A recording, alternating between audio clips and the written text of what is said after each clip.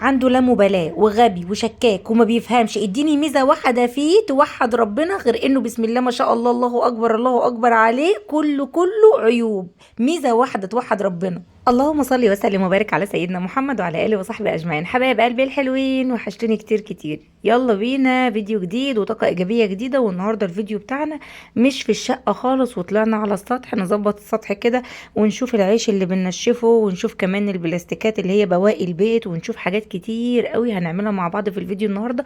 بس يلا بينا كده يا قلب اختك، قبل ما نبتدي الفيديو حطي لي لايك وسبسكرايب عشان يوصلك مني كل جديد، وكمان ما تنسيش تفعلي زر الجرس، ونصلي بينا على النبي ونقول اللهم صل وسلم وبارك على سيدنا محمد وعلى اله وصحبه اجمعين. يلا بينا نشوف عملنا ايه. بحب قوي اشارك معاكم منظر السماء، والمنظر لما بطلع على السطح بيبقى منظر تحفة بجد. يعني كمية راحة نفسية غير طبيعية.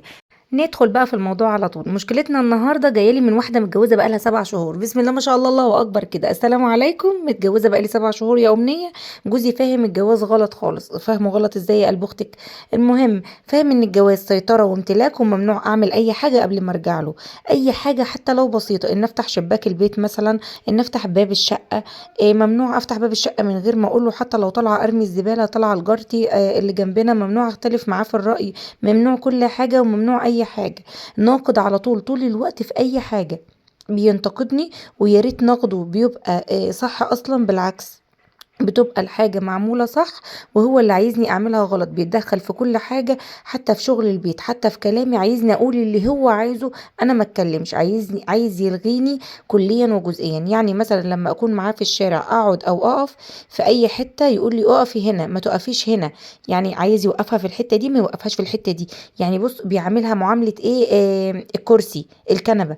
الله المستعان. المهم عاوزه اقولك يا امنيه ان هو بيتحكم في النفس اللي بتنفسه، فقدني ثقتي بنفسي، وكمان خنقني لدرجه اني بخاف اتكلم معاه او مع اي حد قدامه. اعمل اي حركه يتعامل معايا على اني آلة يحركها زي ما هو عايز، زي ما هو عايز. مش من حقي اني اعوز او اقرر او اتكلم او اقول رايي او اسمع اي حاجه بحبها. انا تعبت وبفكر اتطلق لاني مش قادره اتخيل اني هفضل عايشه كده. انتي مستنيه ايه؟ انتي مستنيه ايه يا شيخه هرابي؟ اوعي تحمالي. اهربي وحياة ربنا. اهربي، خدي ديلك في اسنانك وافتحي الباب واجري على بيت ابوك، ما تستنيش. ده انسان معاق ذهنيا يما، ده معاق ذهنيا. مش قادر يعني مش قادر يسيطر على اي حاجة في حياته. فتقريبا فهموه ان هو لما يتجوز خلاص بقى السيطرة حب امتلاك. هو ده مش حب على فكرة، ده هو بيمتلكك زي الكرسي، زي حاجة ملهاش لازمة. اللي بيحب بيفرح اللي معاه، بيديله قيمته، بيديله ثقته بنفسه. اللي بيحب بيعمل حاجات حلوة كتير قوي، انما ده ما بيحبش. المهم بتكمل وبتقول: غير الإهمال واللامبالاة، بالذات لما أكون زعلانة منه بسبب تصرفاته. بيتجاهلني جدا وما بيحاولش حتى يجبر بخاطري، مع إنه بيحبني. بيحبك حبك بورصة وعشرة خرصة بيت، حبك بورصة عشرة خرصة يا بيت.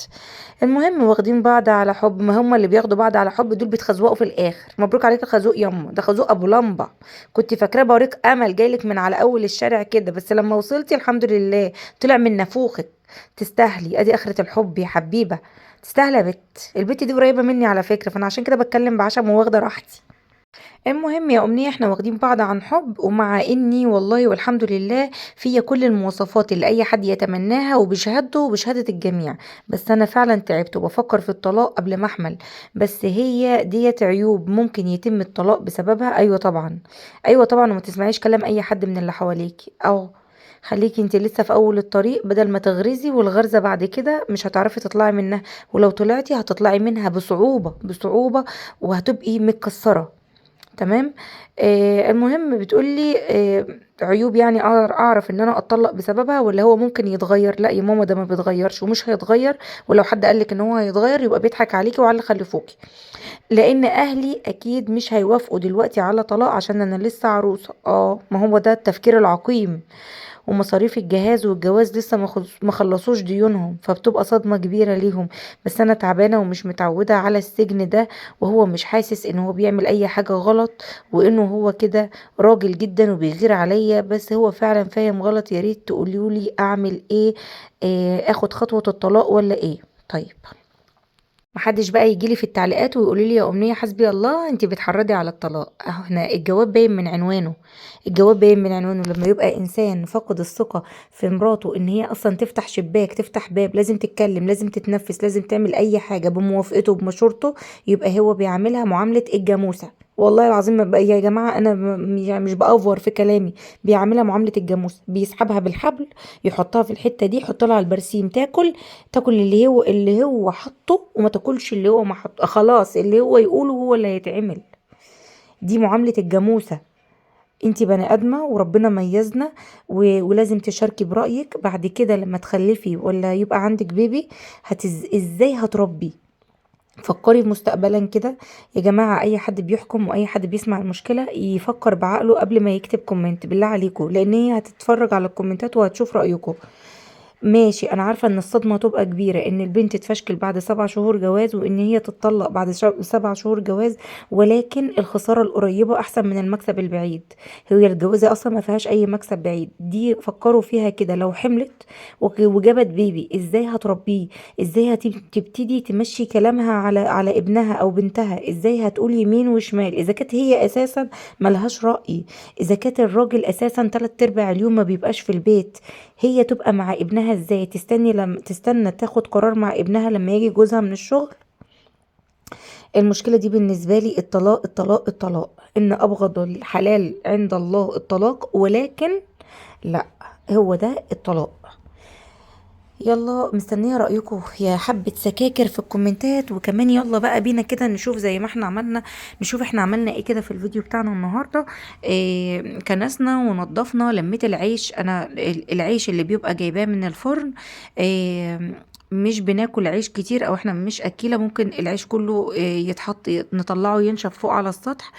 انا طبعا كنت بربي الاول فكنت بستهلك العيش، انما دلوقتي انا مش بربي وبستحرم ان انا ارمي العيش، فبالتالي بنشفه.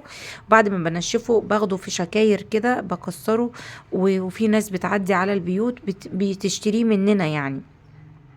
حبايب قلبي الحلوين، لو لسه معايا الوقت ده من الفيديو ما تنسونيش باللايك والشير وسبسكرايب عشان يوصل لكم مني كل جديد. اوقات كتير بنشر عندي في البلكونه تحت، ولكن انا بلكونتي صغيره فبطلع اكمل النشير على السطح.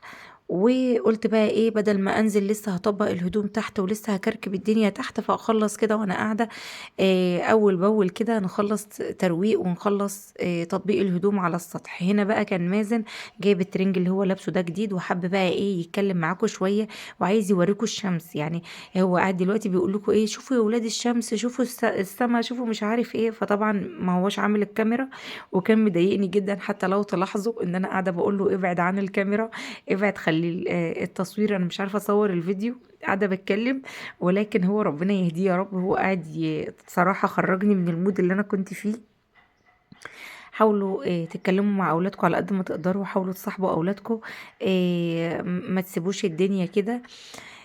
هو عايز يتكلم الفترة اللي هو فيها دي، داخل على سن مراهقة، فعايز يتكلم طول الوقت، عايز حد يسمعه، وانا بحاول على قد ما اقدر. هنا ما قدرتش ان انا اسيطر على اعصابي فاعذروني. آه، هحاول على قد ما اقدر كده ان انا اتكلم معاه، ولكن كثرة الضغوط عليا في اليوم بتبقى صعبة. ربنا يهديه يا رب. ادعوا لي كتير في كومنتات ان ربنا يهدي لي اولادي وربنا يهدي لي حياتي. ربنا يهديني لنفسي وربنا يهديكم جميعا. ما تنسوش تقولوا رايكم في الكومنتات. رايكم بيفيد جدا، اللايك بتاعكم بيشجعني وبيرفع الفيديو.